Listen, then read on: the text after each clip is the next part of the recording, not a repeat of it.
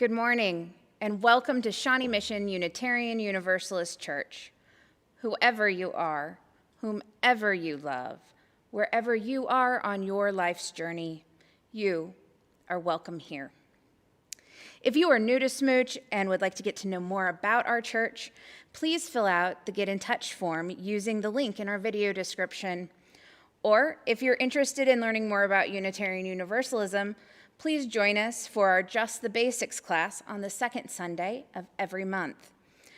For all of you joining us live this morning, feel free to start posting your joys and sorrows now if you would like the names to be read during the candle lighting. And now, a few announcements from our minister.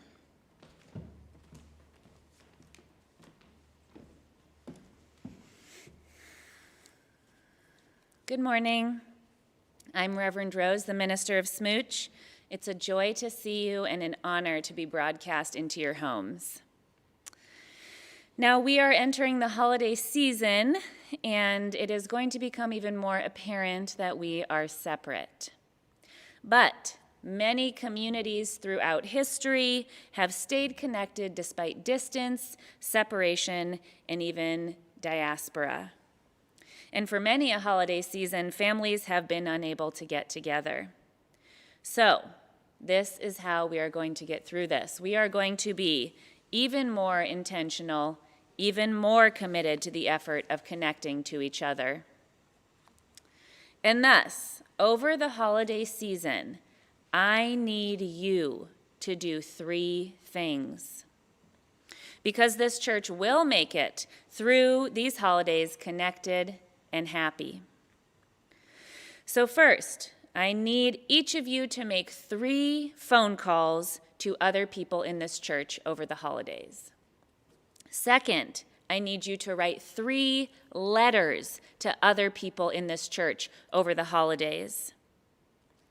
Now, if you can do this, go ahead right now and chat, "I will." You don't have to do anything else right now. We will tell you who. Just mark yourself as willing to support in making sure that no one in this community is forgotten this holiday season.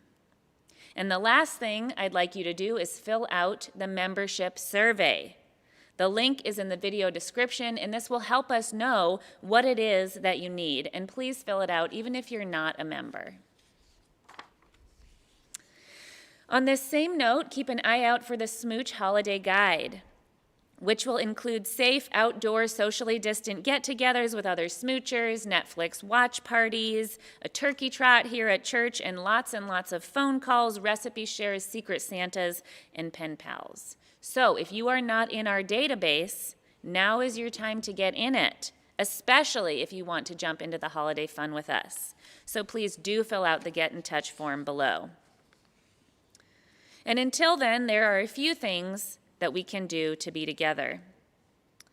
Firstly, if you are politically exhausted, I do hope that you will join us for the daily 5 o'clock meditation call. It's been very valuable to those who do it regularly, and I think it could be for you as well. Secondly, please join the religious education program this Friday for an outside masked viewing of Hocus Pocus. There will be wellness checks that you must pass beforehand at 6:30, and then we can relax, socially distant with our masks in the chilly fall air and watch an old classic. And lastly, please join us for a socially distanced, masked trunk or treat on October 30th in the church parking lot. Because together we are better. Together we are a courageous church, a courageous country, a courageous world.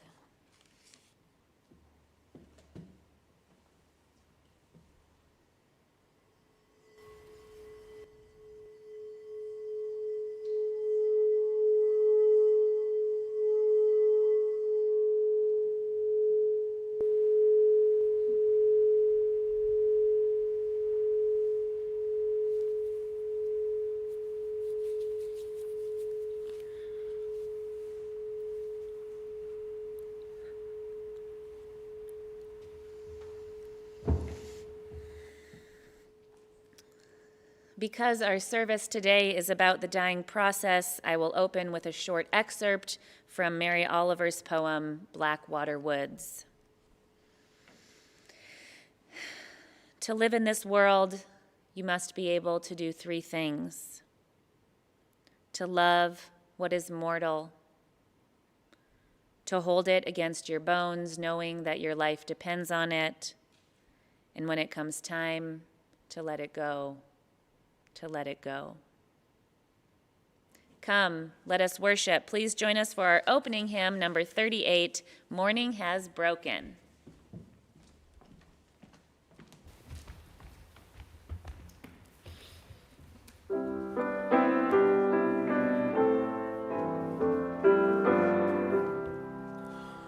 Morning has broken like the first morning. Blackbird has spoken like the first bird.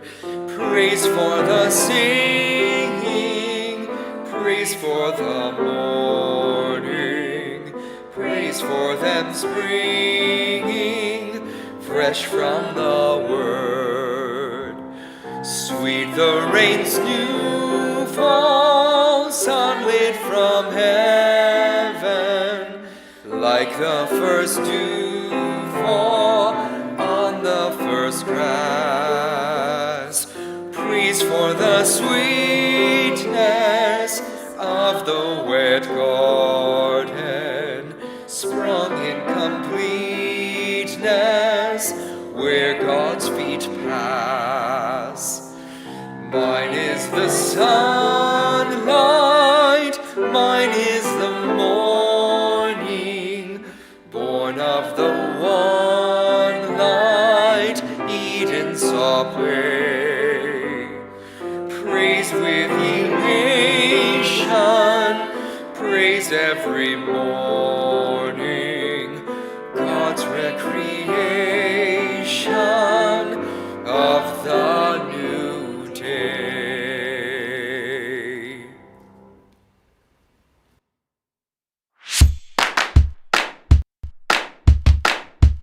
It's chalice lighting time! All you need is a candle, a spark, and some sort of special chalice. And some parental supervision.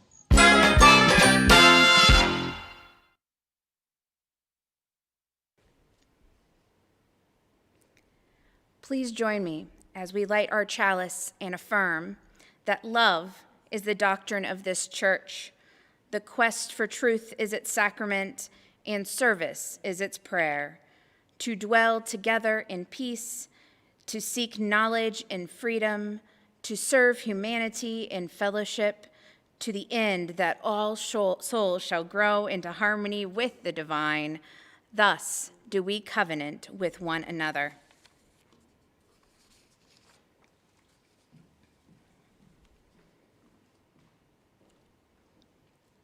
And now it's time for our Time for All Ages with Miss Patrice and some of Seeley's puppet friends. Seeley was busy on a video call with his grandma Octo. She was filling out her mail-in ballot, and Seeley wanted to watch and learn in preparation for when they're old enough to vote. It took a little bit of time, but it's all done now. Be sure to vote.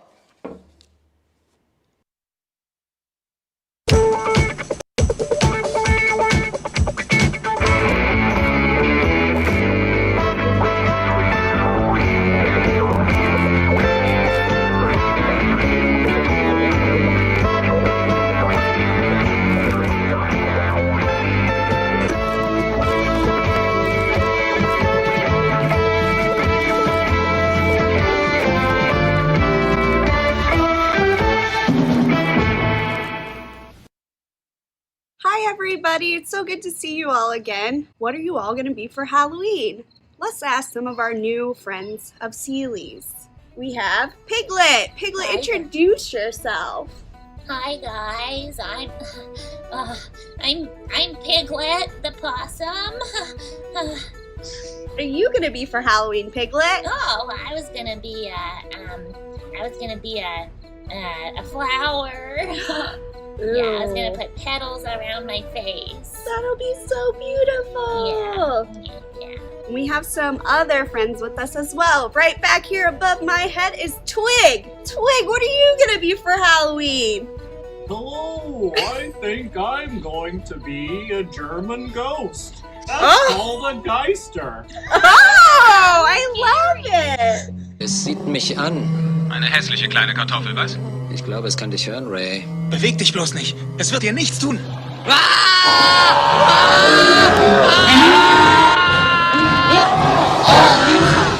And we have again with us Sharky. What are you gonna be for Halloween? Hello, Patrice. Hi, Sharky. Hello. I'm going to be a chef that cooks and eats chickens. I was gonna say you have to eat your own meals, right? Exactly. That's a huge perk. I can't wait to see you in your chef. Who's that? Guys, this is my friend Kimchi. Hi, Kimchi. Kimchi does not talk at all, not even a little bit. Oh, we just kind of get each other on a different level. How long have you known Kimchi? Oh, we met on the way here. Yeah, he just jumped right on my head, and we've been very close friends ever since. That's so nice to meet you, Kimchi. Sharky, Twig, Piglet. You know, you guys, Halloween is exciting and fun, but my aunt died. Oh Yeah. no, I'm No. so sorry, Piglet. Thanks, Miss Patrice. Yeah, she got me on a different level, and you know, this time of year always makes me sad. I bet it does, especially during, this I feel like is the kickoff to all the holidays and you remember all your friends and family. Yeah. But have you ever thought about doing an ofrenda? A what? What's that? Thanks for asking, Sharky, Piglet. Yeah. An ofrenda is something that people in Latino communities do, specifically Mexican traditionally. They have what you call an altar. And the altar is for people that have lost loved ones. Have you all lost loved ones before?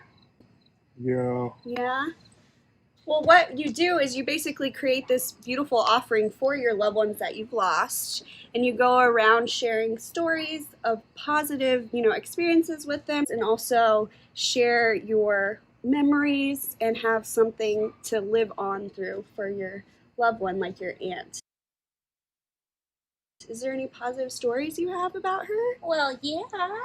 Then we should do it. We could make an ofrenda. Yeah, do you all want to make an Oh, ofrenda? wow, yes, very much. Yay, I'm That so sounds excited. like fun. Yay, Twig! Yay, Piglet! Yay, Sharky and Kimchi! All right, we're going to make an ofrenda. So tune in to next time and we will show you what our ofrenda looks like.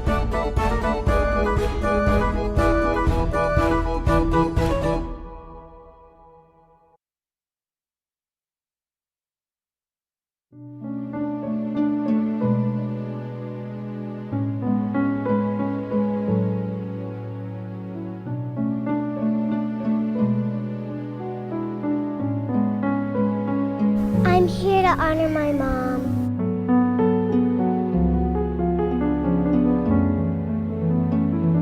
I'm here to honor my dad.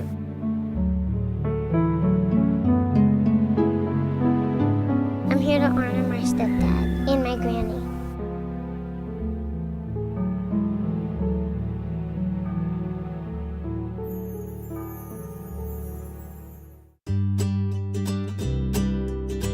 The main mission of Camp Aloha has always been to reach children who have had losses of various kinds and to help them come together in such a way that they find that their grief is normalized. Our children come to us having experienced losses of all kinds. Many of our kids have come to us through our hospice families and have experienced their loved ones dying from cancer or other what we might consider to be natural causes. I am here to honor my grandma. My grandma, she died from cancer. I wanted her to know that I'm okay without her, but I'm not at the same time. I'll start crying because I'll say, my little brother won't know my grandma. And then now every time I hold him up to a picture of my grandma, he'll reach for it. Her name starts with M and he'll go, mmm. My best friend, Jonathan, fell into the river. And obviously he couldn't get out. Grieving, people deal with it different ways, going to talk to people and everything, and it make it way better. The big moment at camp is the campfire. So what happens is the children, prior to camp, they write a letter to their loved one, or they get to send their letter to their loved one through the fire. My brother always wanted to fish with me, and before he died, I wanted to, but since he died, I can't do it anymore.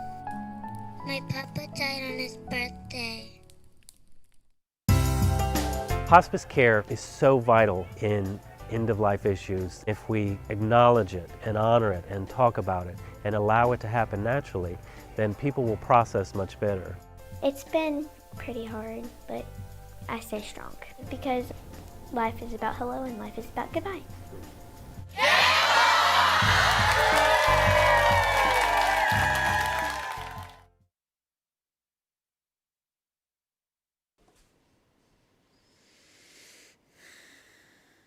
This is the time where we expand the caring love of our community, where we draw to heart and mind those in our midst who are struggling and those who feel the sweet relief of their burdens easing. Today we think of everyone who is grieving, everyone who is remembering their lost loved ones. We grieve for everyone who has died of the coronavirus and for their loved ones who are left to live in this world. We think of everyone who has gone through a pregnancy or infancy loss, as this week marks our day to commemorate these deaths. And we think of those for whom the holidays will be an especially difficult time of year. We give our love to those untangling themselves from relationships that no longer serve them. We grieve for the loss of energy and time that chronic illness takes upon the body and mind, and our hearts go out to all who are struggling to make ends meet, especially now, especially at this time of year. We extend our gratitude to people who make caring for children their primary spiritual practice, and we join in wonder with all who are bravely facing their final days. And as always, we rejoice over the exquisite beauty in this world, as small or life-changing as each piece of beauty might be. And now please comment in the comment section of the live chat your joy or your sorrow. Remember, this moment of sharing happens online and remains public for all viewers joining us today. To join us further together in the beloved community, we will read out loud the names of those who posted joys and sorrows while I light the candles.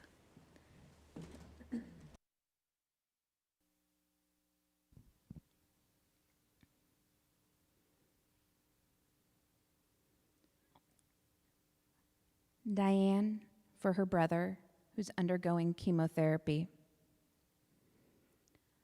For Mary Ruth Cottrell, who has COVID and is now in comfort care. An additional candle of concern for all the other residents with COVID in Mary Ruth's facility and the workers who care for them.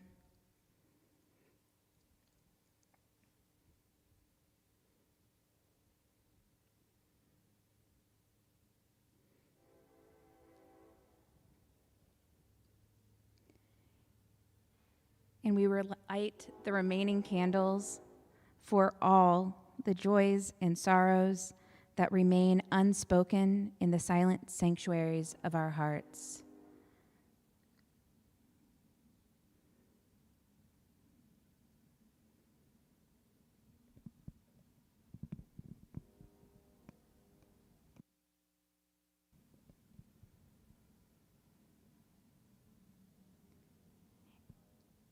And now, please join us for a reflective hymn, number 128, For All That Is Our Life.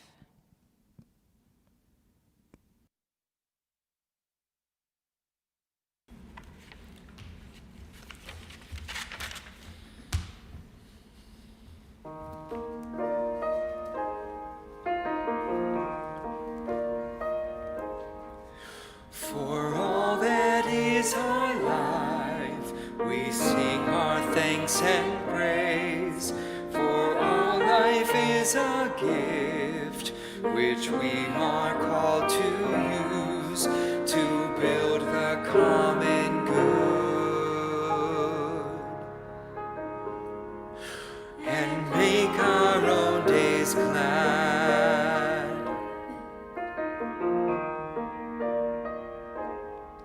For needs which others serve, for services we give, for work and its rewards, for hours of rest and love, we come with praise and thanks. For all that is our life, for sorrow we must bear, for failures, pain, and loss, for each new thing we learn, for fearful hours that pass, we come with praise and thanks.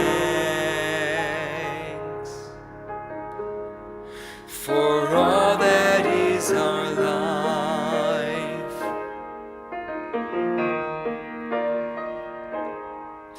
for all that is our life, we sing our thanks and praise. For all life is a gift, which we are called to use to build the common good and make our own days glad.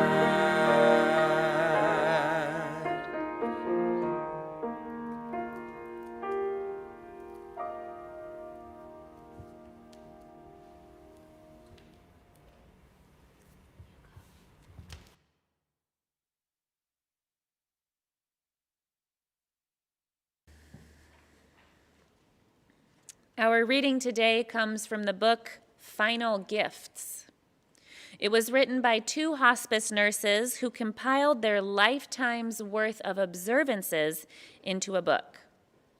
Their main point is that the dying process is one of the most spiritual times that humans go through, and that as one nears death, rather than switching abruptly from one world to another, dying people apparently drift between the two. As All Hallows' Eve nears, when many people believe that the barrier between the world of the living and the dead thins, let us undertake a study. This is an excerpt from their book. By keeping open minds and by listening carefully to dying people, we can begin to understand messages they convey through symbol or suggestion. Often, we can decipher essential information and in the deciphering, relieve a dying person's anxiety and distress.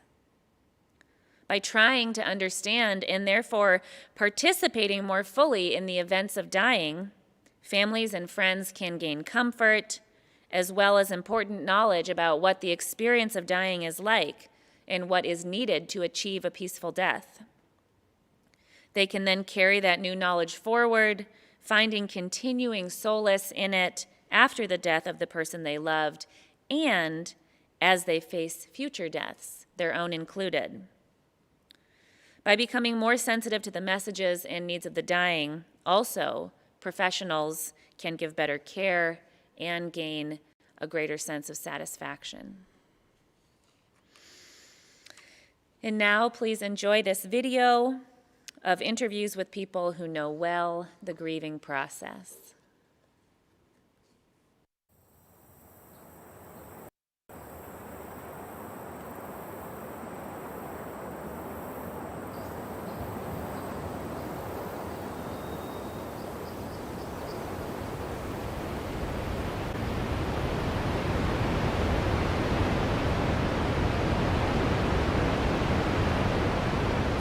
Can you remember the moment that you found out? Yeah. Our vehicle was in the middle of a field in front of us. She rung the bell to bring the nurse and just said, "Oh, he's gone." I had the cops knock on my door.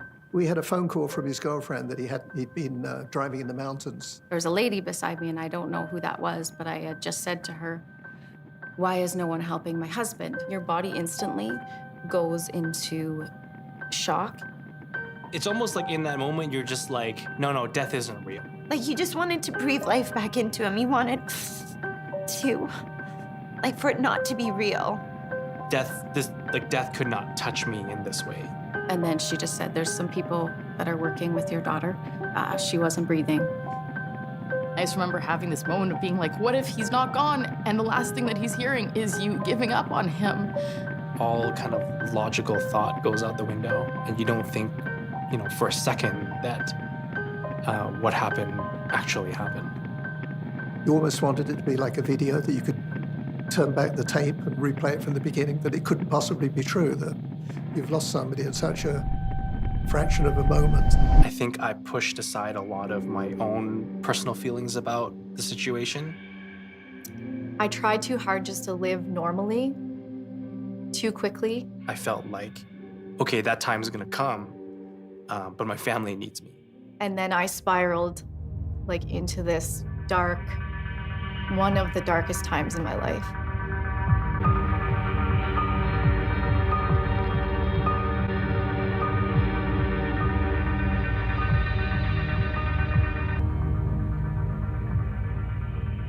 Grieving it comes in so many different ways. I could see someone that reminded me of her. I could even just look at my wife and it just, And for that first year, it was like I was living in a fog. I lost my sense of taste. It's like a wave. It goes so erratic to so okay. My heart hurt. It literally hurt because that loss is so great and so deep, and people, it's hard to know where to put it. You still haven't completely given up that they're around, that they're still out there somewhere. Something weird has gone on in your memory of what happened. A couple of months after she passed, I went to the phone to call her, and I had set my cell phone, and that was really, those times were really difficult. Yeah. I remember going to my friend's daughter's wedding, and it kind of hit me that this wasn't going to happen. I would say the most difficult thing is family gatherings. Birthdays, Christmas. Yeah, the first week, the first month, the first year, the first Christmas. Literally, that fifth wheel is not there. But there's 4 instead of 5 when you know that there's supposed to be 5. When I see my friends' kids that are the same age, I'm like, oh, my son should be here. He should be running and talking and being able to throw me a ball. And I should be able to put a cute outfit on him and make him forced to match his sister at Christmas, those are the things that I grieve and I hurt and I long for. Who can hold me? I'd go for runs at around 10 or 11 at night, just to clear my mind of everything that I was trying to, I guess, break down and try to understand. So often in talking with people, I think they see grief as this punishment, but it's not. It's a medal, and it's something that you're proud of, because it's a testament to what you had and that it was real. Who can hold me? I don't know that I can make any judgment. I think death is difficult, and it feels so permanent. I think for most of us, what we want people to do is ask about our loved one that we've lost, and that they're not to get upset when we start crying. It's okay for it to be messy because it's supposed to be messy. When you have something that's literally yanked out of your life, it's supposed to hurt. Grief is just all the love that you have with nowhere to go. And the greater the love, the greater the grief. You're going to be sad, you're going to be hurting, but you're going to be okay. Gets me through, you know? So I think we don't know that we're going to be okay.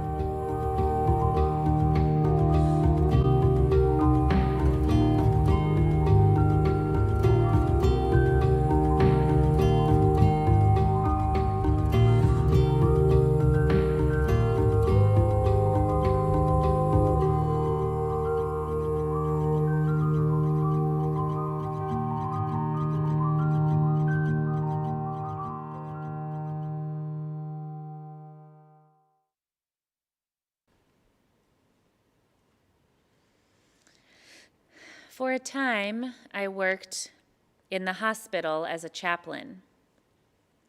My job, in a very simplified nutshell, was to be present to the patients, their families, and the healthcare professionals as they rode the waves of life and death.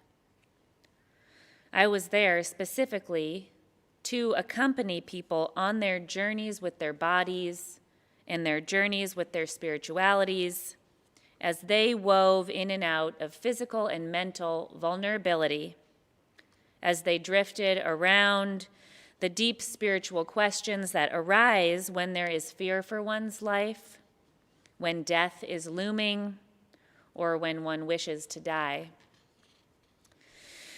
This work, like the work of the two hospice chaplains we read earlier, hospice nurses we read earlier, this work was a deeply mystical one that was not ruled by the same logic which dictates much of the rest of hospital life. Like all healthcare professionals, chaplains do on-calls, where we respond to emergencies in the middle of the night. The pager beeps in the dark, the bright light of the lamp is blinding, we call the number, we comprehend, we make towards the door, and we know that when we arrive, we will be arriving right into the middle of someone's deepest pain.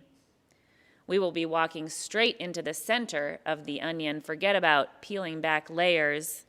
For the point of this role is to walk with people when their worlds have lost their signposts.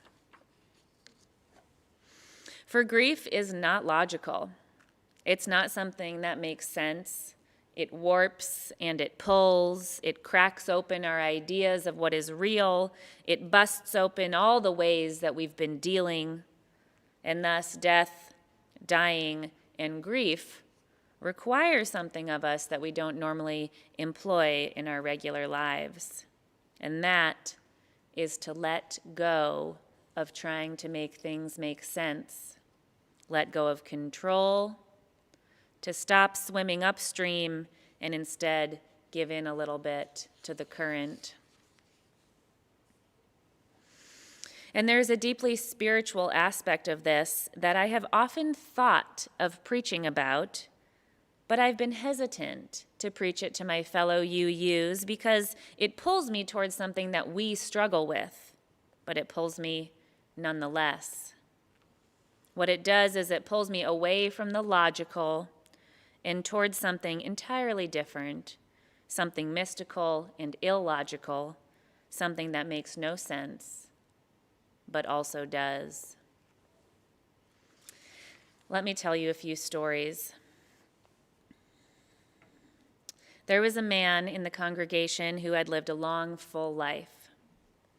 He knew his time was coming, and he had asked me to accompany him as I could on his journey. We met to go over his life while he was still walking around.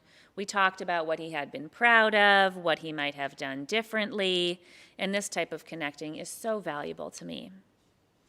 But as he began to move less and less, our visits took on a different tone.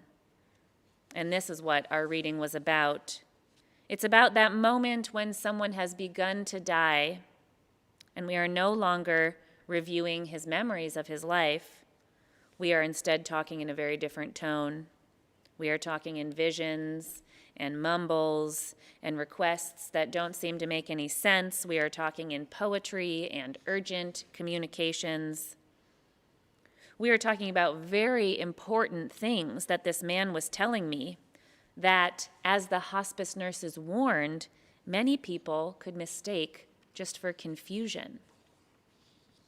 Because the things that people say on their deathbed are so illogical and can be so urgent, people often mistake them for delirium or psychological discomfort and end up dampening down what are actually final gifts that this person is giving, hints at what they need in order to die, or hints at what they're experiencing. For example, I went to visit this elderly man on his deathbed, and we sat together for several hours, and throughout our conversation, he asked me repeatedly for water. Now, in the recent past, there has actually been a practice of withholding water from dying patients, but of course, I would hand him his little cup with a straw in it, and every time he would take long gulps and then hand it back to me and then ask for more water. Once, when he asked for water, I said, "Here you go," and handed him his cup, and he said, "No, I need 500 gallons of water." It made me wonder, where is he headed that he needs so much water? Why do so many dying people experience such a deep thirst? What is he thirsting for, and where could a river take him? I was awed by this sentence. I need 500 gallons of water. And I did feel that I was being given a message. I had heard underneath this request a deep spiritual yearning for something urgent, and he wasn't dehydrated, that's for sure.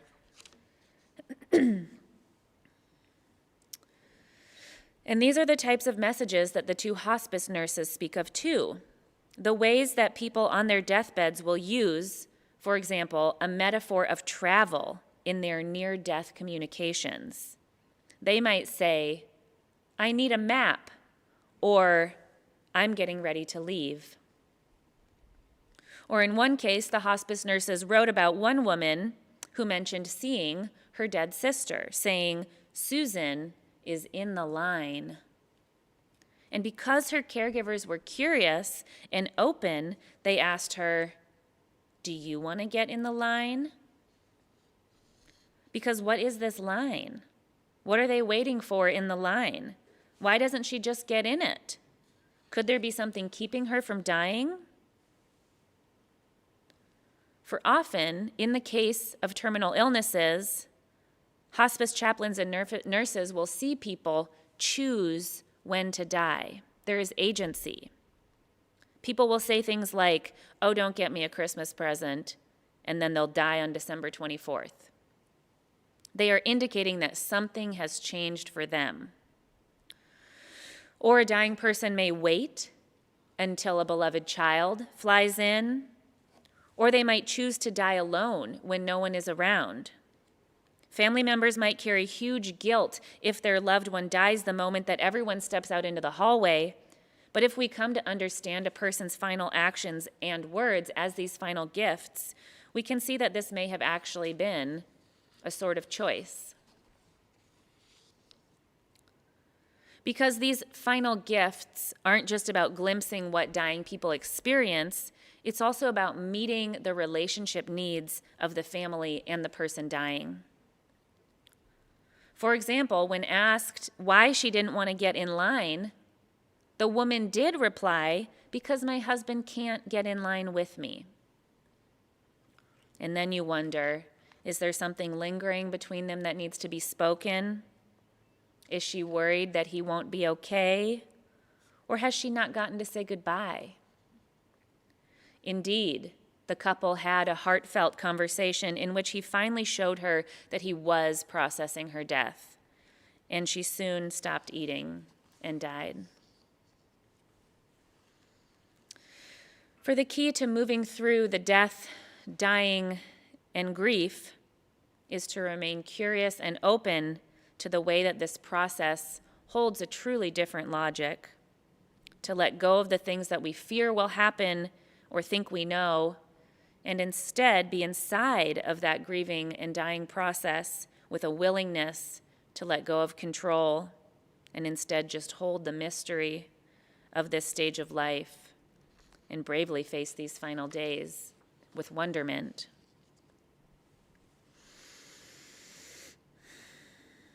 And now, in closing, I want to tell you one more story, which is intense, but I tell it to you even though I know it's hard, because it happens. Because underneath it is my case for illogical spirituality, and underneath it is my case for prayer, my case for loosening our grip on the logic upon which we rely. It was a freezing night, and I had sincerely hoped not to leave my bed. But then there was the beeping and the darkness and the bright light of the lamp and the knowledge that I was being paged to the bedside of a child. These are moments when I would ground down into embodiment, breathing, imagining a force field of peacefulness around me, and try to sense through my body all the things that occurred. It was a long and frozen drive, but in reality it was just 10 minutes. When I arrived, moving up through the floors, on the elevator and down the brightly colored hallway, I encountered two parents living their own personal nightmare. Their beautiful, healthy 14-year-old girl was unconscious and unresponsive, and there was no reason why. I tried to make contact with the parents, but their eyes were rolling. Finally, I said, "Would you like to pray?" And that hit differently. And they looked at me and nodded numbly. And we went to the girl and we held hands together, her and them and me. And we began to pray. I requested that the family find strength.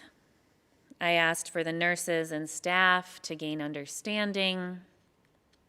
And then I heard the mother mumbling, and I looked at her, and she looked at me, and she said, "Raise the child." She said, "Pray to raise the child." And so I prayed to raise the child.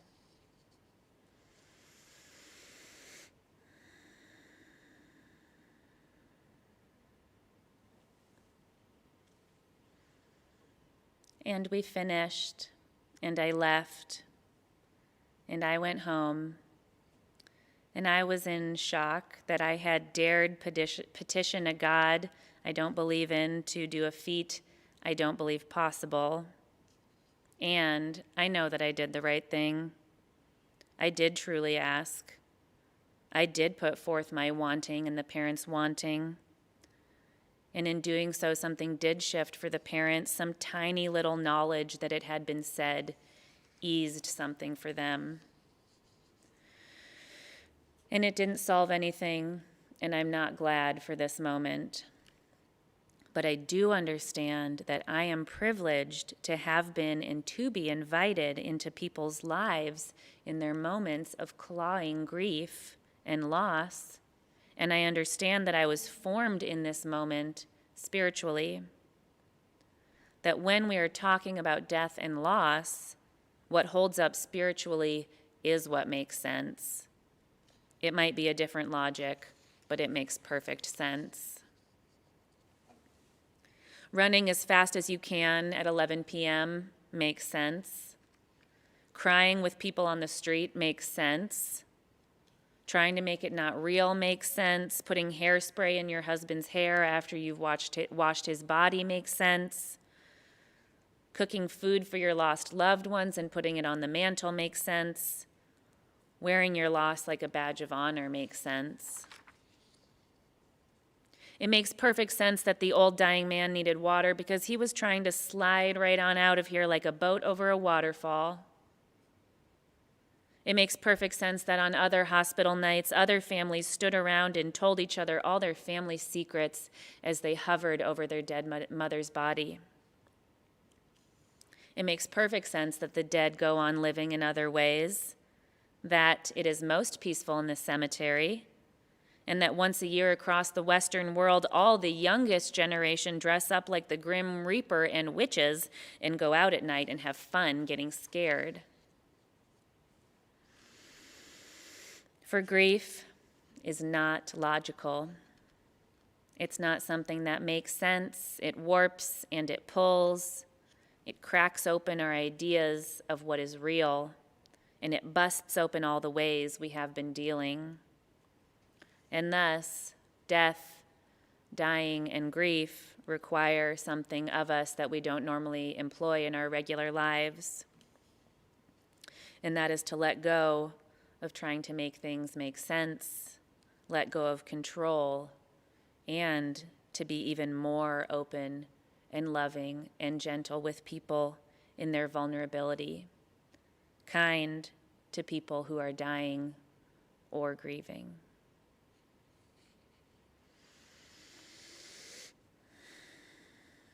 Blessed be, and amen.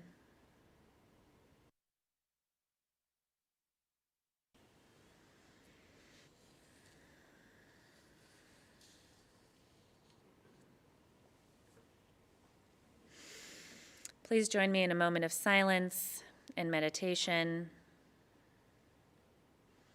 I invite you to breathe in through your nose and out through your mouth.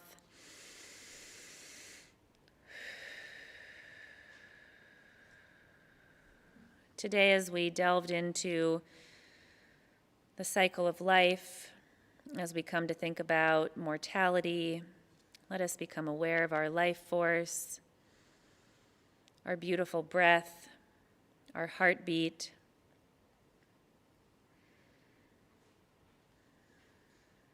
For we do have a say in the quality of our time here. Much of that has to do with our intention and our awareness.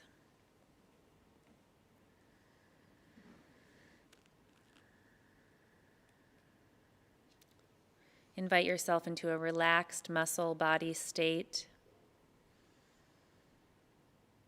Sending yourself some gratitude, gentleness for all that you have carried with you, for all that you have lost, for all that there is yet to gain. Pema Chodron says, what we're talking about is getting to know fear, becoming familiar with fear, looking it right in the eye, not as a way to solve problems, but as a complete undoing of the old ways of seeing, hearing, smelling, tasting, and thinking.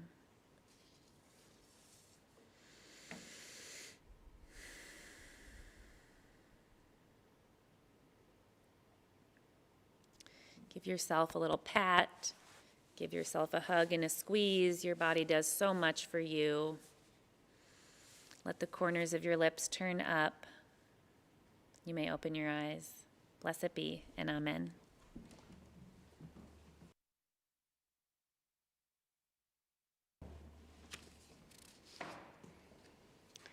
The work of the church depends on us. In the context of global and national strife, what does it mean to participate in the work of the church? What does the work of the church look like in times of great calling? We invite you to give generously to support the ongoing work of the church. The offering will now be given and received in grateful appreciation of our shared values.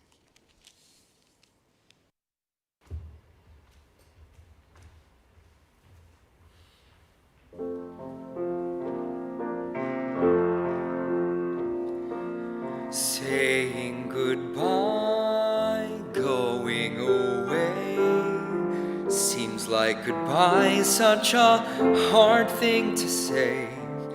Touching a hand, wondering why it's time for saying goodbye. Saying goodbye, why is it sad? makes us remember the good times we've had. Much more to say, foolish to try. It's time for saying goodbye. Don't want to leave, but we both know sometimes it's better to go. Somehow I know we'll meet again, not sure quite where, and I don't know just when. You're in my heart, so until then, it's time for saying goodbye.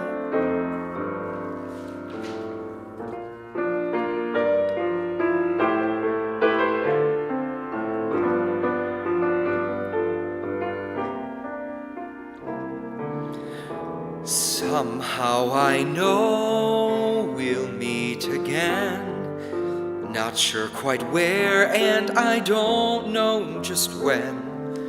You're in my heart, so until then, wanna smile, wanna cry, saying goodbye.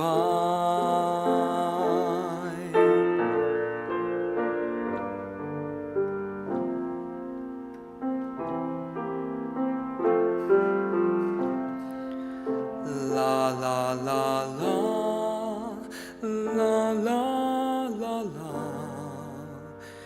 It's time for saying goodbye.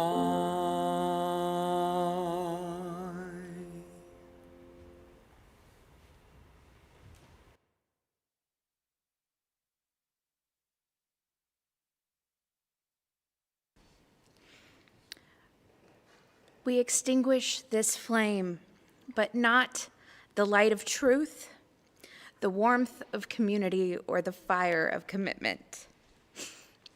These we carry in our hearts until we are together again. Please join us in our closing hymn, number 6, For As Long as I Have Breath.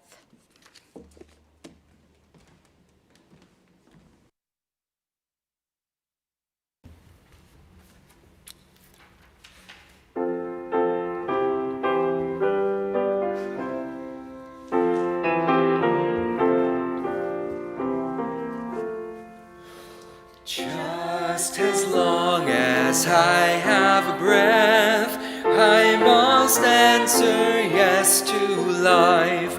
Though my pain I made my way, still with hope I meet each day.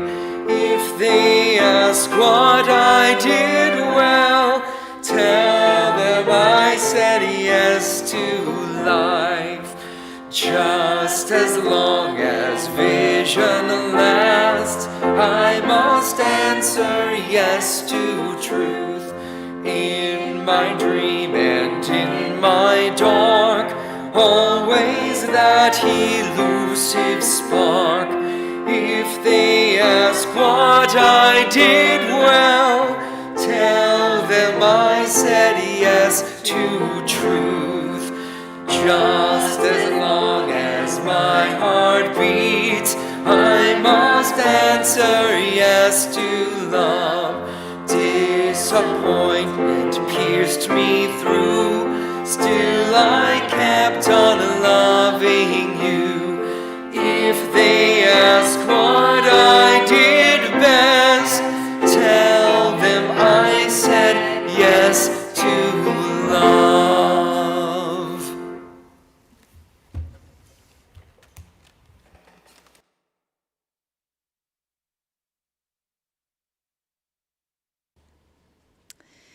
This week, I invite you to start doing some intentional remembering, thinking of your lost loved ones. You can send me a photo of them, and we will play them next week in our All Hallows Eve service. And I hope that you take time to be gentle and think about your illogic spirituality. And before you go, I need you to do the membership survey. Go in peace.